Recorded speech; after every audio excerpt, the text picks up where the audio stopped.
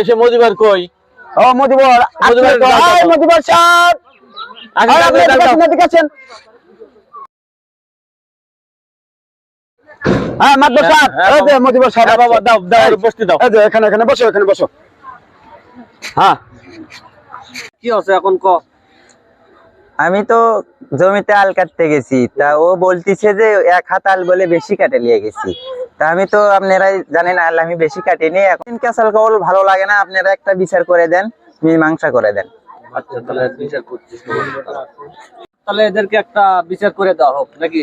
হ্যাঁ, এইভাবে দৈনন্দিন ক্যাসাল গন্ডগোল ভালো না। আমরা খালি কিলামই শুনি, এরা খালি অন্যায় অপরাধ করতে তাহলে আছে, এদের একটা বিধি ব্যবস্থা করাই লাগবে। ভাই মুরব্বী সাহেব, তাহলে এদের বিচারটা এখন করা হোক নাকি? এরা দৈনিক ঝামেলা করে ফেলা দিচ্ছে।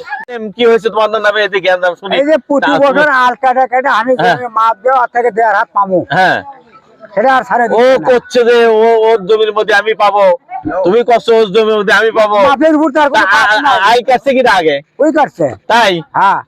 এই আপনি আমার মান সম্মান নষ্ট করবেন? আপনার আল কাটিনি জমির, আপনি মাতব্বরের কাছে বিচার লিয়াচ্ছেন, আপনি কি হয়ে গেছে? আমার তোমার আর কারণই কি আছে?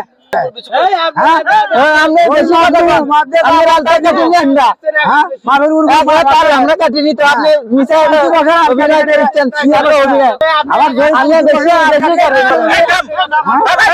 তোরা একটা চেয়ারম্যান মেম্বার মানিস না? তোরা বেশি একই নাম, তোরা দুই জমি একসাথে গন্ডগোল ফেরত বেশি করিস। এদেরকে উচিত শিক্ষা দেওয়া উচিত। তোদের অবস্থা খারাপ আছে, শিক্ষা দেওয়া লাগবে। আর দেখি দোষ কার দেখা দেবে নি। এইদিকে বিচারের সময় যখন মাতব্বরের ঘুষ খাওয়ার কথা মনে পড়ে, বিচারটা যেন আমার একটু পক্ষে আসে। আচ্ছা আচ্ছা আচ্ছা বাবা, আচ্ছা ওকে, ঠিক আছে বাবা। মুসলিম সব দোষ তো তোর, আমি শুনছি।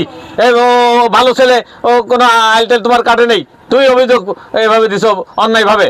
বিচারের সময় মেম্বারের যখন ঘুষ খাওয়ার কথা মনে পড়ে, মেম্বার সাহেব বিচারটা যেন আর পক্ষে আসে, আচ্ছা সে ব্যবস্থা করেন। আচ্ছা। না না না মাতব্বর সাহেব, এরও দোষ আছে।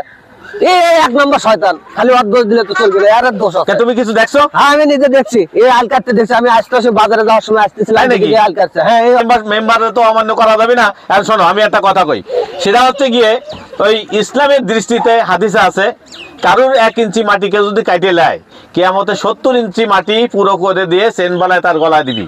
তখন ওই মাটির যে মালিক, তাকে বলা হবে যে আমার এই চেনটা আপনি নেন। সে বলবে তোমার চেন আমি এখন কি করব, আমাকে তুমি তোমার যদি আমল থাকে আমল দাও।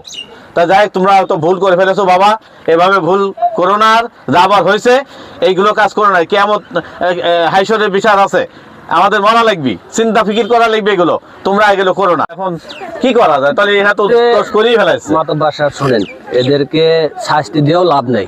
না না না, মহল্লার লোক ওরা ওদের জমি জমা জায়গায় আছে, কাটাকাটি করছে, মাপ জব ঠিকভাবে দিয়ে, আল ঠিকভাবে সমাধান করে দিয়ে, এদেরকে হাত ধরে একটা মীমাংসা করে দিয়ে, এসব ক্যাসাল গন্ডগোল যদি করে, দুটা কি এলাকার থেকে বাই করে তোমরা।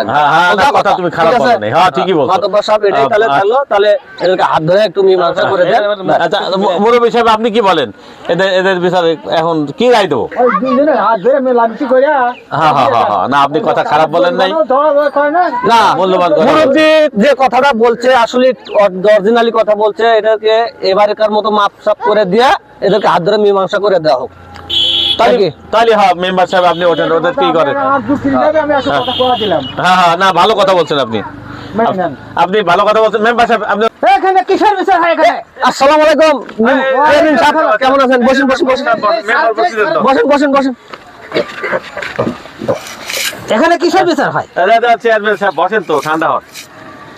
মারামারি করছিল তো, এই জন্য একটু বিচার করেছি, গ্রাম্য ভাবে একটু সমাধান করে দেওয়ার চেষ্টা করছি। একটা বিচার করতেছেন? হ্যাঁ অবশ্যই, আমি তো জানাইছি ছোটখাটো বিচার, এই জন্য বললাম যে মাতব্বর সাহেব বাড়িতেই বিচারটা করে সমাধান করে দিই। একবার বিচার বাদ দেন, তাড়াতাড়ি আসেন। 10 টাকা পাওয়া যায় আল্লাহ নবীর নাম, আমার আল্লাহ নবীর নাম।